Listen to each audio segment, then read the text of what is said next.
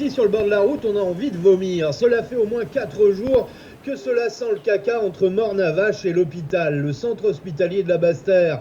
Des flots d'eau putride ont envahi la chaussée pas très loin des écoles.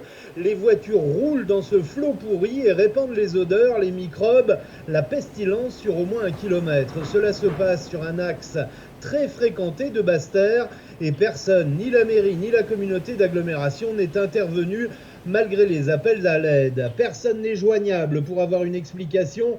Pas un ouvrier, pas de travaux et ce n'est pas la première fois. Des rustines sont posées à chaque fois sur un réseau trop vieux qui n'a jamais été entretenu, malgré l'argent des usagers disparus. Et les tuyaux d'évacuation des immeubles au-dessus sont percés, fissurés. Le caca s'écoule par centaines de litres dans l'indifférence des services publics. Plus grave sans doute, et c'est une hypothèse, ces conduites voisinent les tuyaux d'eau propre. Et s'il y a porosité, vu l'âge du réseau, c'est vraisemblable, c'est aussi le système d'eau potable du centre hospitalier, par exemple, qui peut être mis en péril. Il y a des craintes, et pour y répondre, eh bien, il n'y a personne. D'autant plus que les réparations de fortune abondent dans la ville, des écoulements d'eau, des trous bouchés au ciment ou à la terre.